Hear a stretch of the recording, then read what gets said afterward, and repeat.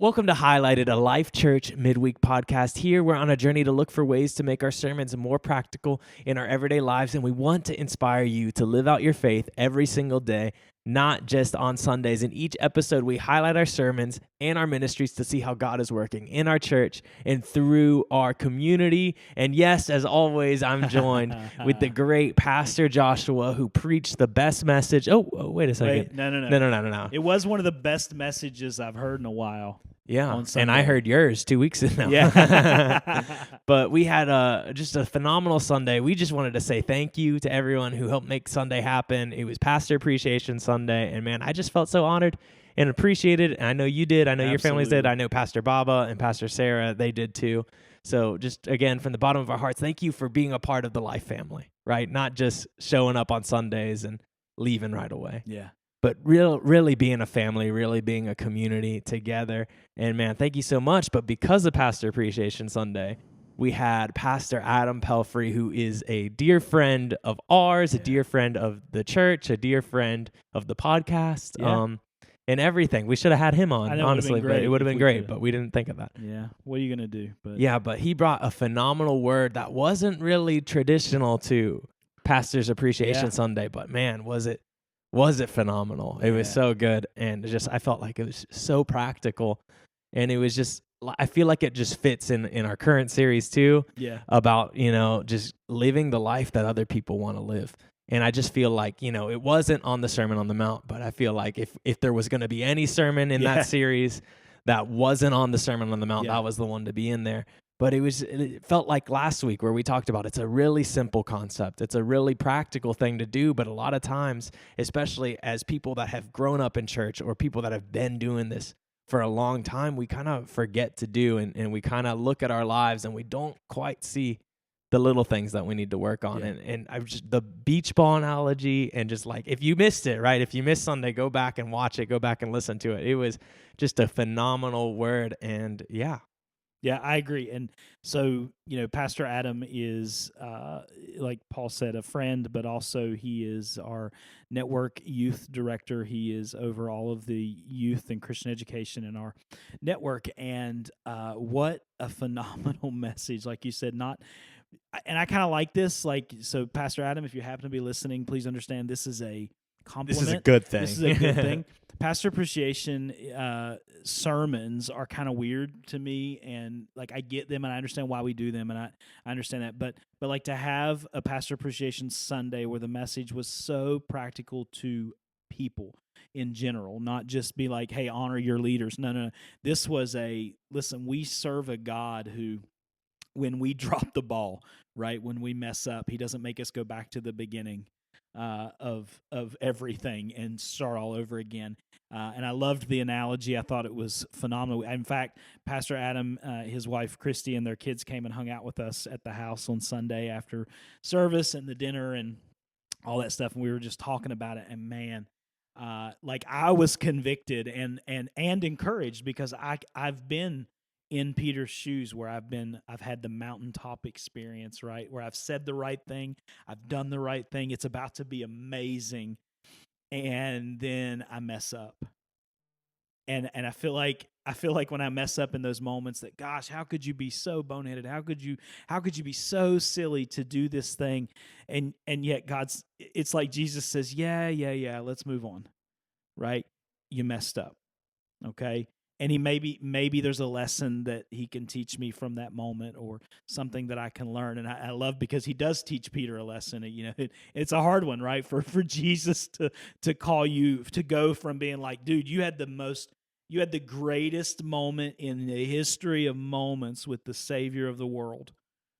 And then you had the worst moment that he called he called him Satan. Yeah. I mean, like, out of all the things, I feel like it takes me back to the minor prophets of the naming your kids, disappointment and death. And I'm just mean like, wow, like, especially as a close friend of Jesus. It wasn't just like some random follower who's been listening to his sermons, listening to the podcast midweek, right? But it was a friend, and it'd be like, it wouldn't be like some random person that'd be like, yeah, I've been to church a couple times, and you really suck at singing. I really don't like the songs you pick. And I just don't like your voice. I don't like you. Yeah. But then if you we're like, Right. hey, I do life with you. I see you every single day. I don't like you. Like, you're Satan. It's like, you're acting like Satan right now. Of like all the people to be compared to. I think that's pretty much the worst. Yeah. The worst you could get compared to, especially from Jesus. Yeah. And man, just to know and to hear that even though he dropped the ball. Yeah. Even though, I mean, we see it when they're at the Last Supper and Jesus is like, you're going to deny me 3 times. And Peter's like, I would never do that. Like, I get it. I get it. Right. We've had our run-ins. I've had some rough moments, right? You called me Satan once. I'm not holding a grudge. I'm not holding a grudge, but I remember. And he's like, I'm not going to deny. I would never deny you. Yeah. And no, Jesus is like, no, you're going to do it. And you're going to do it before the crack of dawn. It's like, you're not even going to wait till the next day. They're going to take me in and you're just going to turn your back on me immediately. And, you know, Peter does it. And as soon as the rooster crows, he's like, oh, yeah, he was right. But, you know, Jesus didn't leave him there. Yeah.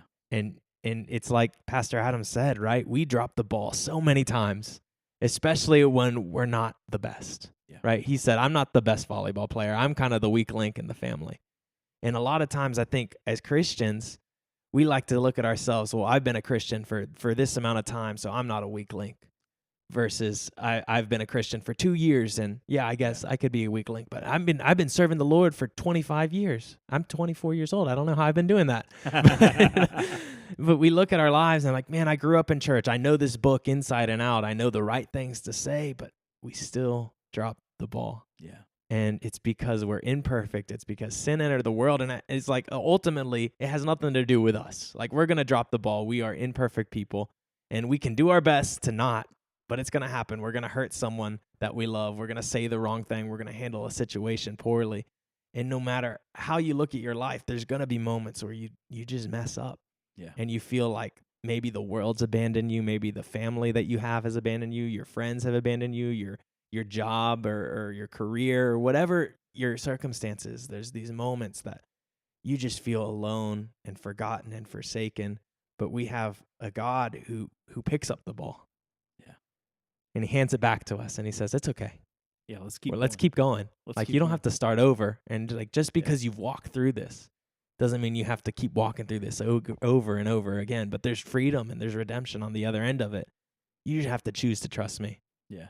And I just think, man, what a simple, gentle reminder that like it's okay to mess up, and not that you should live your life in sin. Right? We don't want to encourage that. We want to do our best and strive for a better life and strive for the life that Jesus called us to. But man, when we know that there's grace in our mistakes, and Pastor Adam said this on Sunday, he's like, I mean, even if it's, I handled a situation with one of my kids wrong. I yelled at my kid. I got mad at them for no reason. And you talked about this multiple times where, you know, sometimes just because they're the first person around, they're the first person to get their frustration taken out on. And I don't have kids. I have Chewy. I have a dog, but I mean, even with Chewy, I think sometimes that he does something, you know, silly that like he gets a pair of socks and I just get so mad at him, but I'm not mad at him for taking the sock. I'm just getting my frustrations out and knowing that we have a God that isn't going to get his frustrations out on us. Right. We're not the butt of his frustrations. We're not just the outlet for him to vent, right? We're not just getting the lightning bolt, but we get the savior of the world who stepped out of creation for us at our worst moment, which is crazy to me, again, which is just another one of those things like, man, like God is so good, because if he could just take you and love you at your worst and know that you're going to drop the ball, but it's okay. He says, son, daughter, I'm going to pick up the ball. Yeah. And I'm going to give it back to you because I trust you. Right. And I know that you're going to do your best. Right. And, you know, a lot of times we talk about that at church is that, we don't want to live our life in sin, but we're just doing our best. And, you know, there's so much grace in that we often miss the mark on. We talk about grace. We talk about salvation. But so many times we talk about it as if it's for other people and not ourselves. And I just think so many times we're talking about salvation. We're leading someone to the Lord, or we're having a conversation, a rough conversation, and helping someone understand and navigate their situation, that we don't ever put ourselves in their shoes. And we don't ever realize, hey, we've been dropping the ball this whole time. But the same God that stepped out of eternity for us when we were sinners and we didn't know him yet is the same God that picks up the ball for us when we mess up. And we sang about it on Sunday, and I just think it was a cool Sunday because it was just very special. We got to hear from a lot of our friends and family of just, how much they love us and appreciate us. And sometimes that's awkward just because it's like, this isn't about me. You know what I mean? And it's like, I appreciate it and I'm grateful for it, but it's also like, I'm not good at receiving things like this. I feel so awkward. Just let me do my life and thank me to other people. I don't know. Just don't say it to my face. But, in the same way that we were appreciated and we were honored on Sunday, we serve a God that, appreciates us enough to take up the ball and to pick it up. And it was such a simple thing.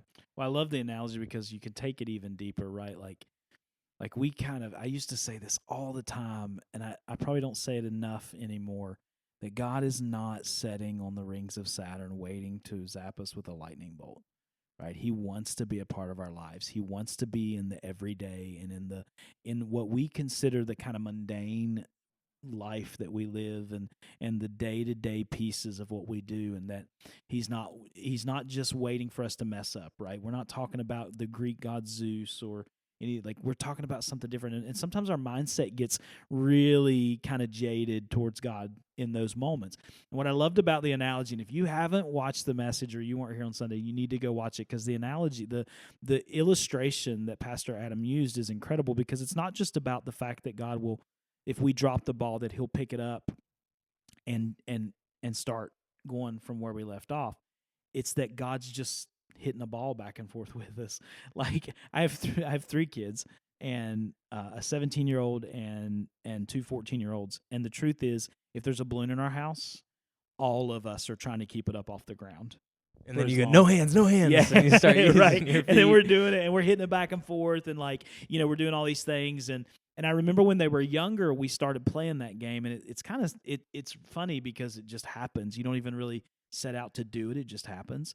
But it's this basic thing that you do and we do it with ball when there's a ball on the floor or whatever. We do it when there's a balloon or whatever it might be, and it's this simple thing that is just us having fun together. And I know that this wasn't necessarily the purpose of the sermon or whatever, but I think we always kind of have this image of God as kind of being like a light beaming down on him, and he's kind of looking up into the distance, and there's like this and there is a holiness about him, and I don't want to negate that, but there's also this realness to a father who wants to be a father and not somebody who is dictating our lives, or somebody who is just saying, hey, this is the way it's going to be because I'm king. No, he wants to be more than that to us. And I loved that, because also I can remember the moments when the kids were younger, where they would miss it and hit the floor. And I remember doing what Pastor Adam talked about, where I was like, all right, we're going to pretend like that didn't happen. Right? It did, and we addressed it, right? It's not as big a deal, right? We're just playing a game. So let's pick it back up and pick up where we left off, whether we were counting, whatever we might be doing. And as a dad, I remember seeing the smiles on their face when they thought, okay, this didn't happen, right? We get to move on. And also, for me, that's almost like, we had a sermon series a while back called Cheat Codes. It's almost this cheat code for our kids where we're like, okay, we're going to pick up where we left off in this little game. God is like, all right, I love you enough that I'm not going to make you go back to the beginning. And he's playing the game with all his kids too. It's like, I think of your kids, where there's your daughters have grown up a lot because your son has grown up a lot, and they want to be like him, and they see him, and they say the way that you and we're all different individuals, and we understand that. But I just imagine a little 8-year-old Malachi trying to play this ball game with you and getting mad because his sisters want to play, and they're like, oh, we want to play too. And he's like, you're not good at this game. You cannot play this. But then you as a father, in the same way that God is our father, is like, no. Just because you're in a different place in life doesn't mean that you can't come along and join in what we're doing. And I just picture, God has all these children. Right. And he's playing the game with all of them, trying to keep all of the balls up, and he's not even thinking about it. Like, if Right. that was us, if we had millions of children that we're trying to play the ball with, we're going to drop the first 10, right? Yeah. We're going to get to 1, 2, 3, 4, 5, 6, 7, 8, 9. Oh, we missed one. We messed up. But that's not God. No. Right? God is thinking about other stuff that's beyond us. He's like, yeah, I'm enjoying this with you, son, but I'm not dropping. Like, if you drop it, that's on you. I'm not going to drop the ball.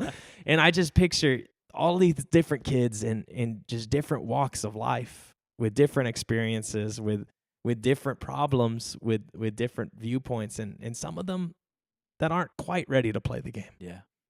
But God still says, no, you're my son, you're my daughter. Here you go. Here's the ball. Yeah. And I just imagine a little 4-year-old Zoe and Lexi just spiking the ball into the ground, and Malachi being so upset, like, no, why did you ruin this? You messed up the game, and he's yelling at them, and you're like, hey, son, no, it's okay. Yeah. And you tell him that it's okay, and then you tell them that it's okay, and you fix these situations between your kids. Yeah. That shouldn't have ever happened in the first place. And in the same way that we have a God in heaven that is that perfect father. Yeah. Right? The father who wants to play ball with us. The father which is crazy. That, like, because I imagine sometimes when there's a balloon in the house, you're like, oh, not again. Like, we got to pop that thing. Yeah. We got to get rid of it. May or may not have popped my fair share of balloons. It was fun the first 3 times, but I'm not ready for 7, 8, 9 today. Right. And, like, I'm tired. I'm done with this. I have things to do. Yeah. But we have a God who's like, no, I'm going to throw the ball with you. Yeah. I'm the perfect father. Like, you could never amount to this, is what he's thinking. It's like, I don't have to think about the ball. I have the whole world in my hands. Right. I'm controlling everything. And yeah, I'll still play ball with you. And cares enough. And that's what I mean about, like, in your day-to-day life, he cares about how you interact with your job, and he cares about the things that you think about yourself, right? You look in the mirror and you're like, man, I'm just not happy with who I am today. And God's like, you don't understand what I see, right? And it's so easy to get into that mindset and get into those things, right? You can say, gosh, my life's in shambles, and yet God is still like, yeah, your dishes need done, and you can't cook real well, but I'm gonna hang out with you anyways. We just forget that, and it's such a beautiful picture of God that he would do those things, and then also be on our team, right? On top of that, like, I'm all, and my kids are getting older, and I'm going through this right now, specifically with Malachi, but even the girls, right? They had their first high school dance this past weekend, and like, a couple times it just hit me that, like, they don't really need me a whole lot. Like, they're pretty self-sufficient, but I still need to be there, right? I still need to be the dad who is going to help pick up some of the pieces, and not be the dad that's, like, beating them up and, don't physically beat them, but, like, yelling at them and stuff over things, but, like, picking up pieces, saying, okay, here's how we're going to deal with this. And I love that Jesus, like, even though he called Peter Satan, he also took him on the mountain, right? Things weren't over. And I think what a picture for us, and just the encouragement that I got from that as I walked away on Sunday, and we headed to a dinner, and it was great. But I thought, man, if God kept, like, a record of all the times when I should have been called Satan, and then was like, you got to go back and start all over. You're done, right? And we live in a culture that does that, right? One mistake and you're canceled is what our culture says. Now, I'm thankfully, and we've talked about this, I'm kind of seeing us as a culture come out of some of that there's some redemption, and there's some grace and some mercy beginning to kind of take seed again in our culture. But the idea that one mistake, one thing, and I get it, some things are big deals, and I'm not saying there shouldn't be consequences. There were consequences to what happened with Peter, but also to be like Christ and to look at someone and say, you've shown me your worst, but I know what your best looks like, and you're worth your best. We call that choosing kingdom trust. Yeah, absolutely. And I just think, man, just what a God that we serve, right? That can play the game with us, who can take care of us, but he's also dealing with things that we don't ever see and don't ever understand, and we won't understand until we get over to eternity. And when you start to look at the bigger picture, we have a God who loves us more than anyone could ever love us, right? More than you love your kids, more than you love your wife, which is crazy, right? Yeah. Because I love Marissa, I love Chewy so much, and one day we're going to have kids and I'm going to love them like crazy. I love my parents, and I feel like, man, there's no one who could love me like that, but there's a God in heaven who loves me infinitely more. Yeah. Not even just a little bit more, not just like, oh, here they are, and here God is. Yeah. But you couldn't even stretch out your hands wide enough to comprehend that love and to know that he loves each one of his kids like that. That's good. Not just the pastors, not just the pastors' kids, not just the ones that go to church every Sunday, not just the ones that do right. Yeah. Right? Those are good things, and those are, good goals to have, and you want to do your best to be the very best you can.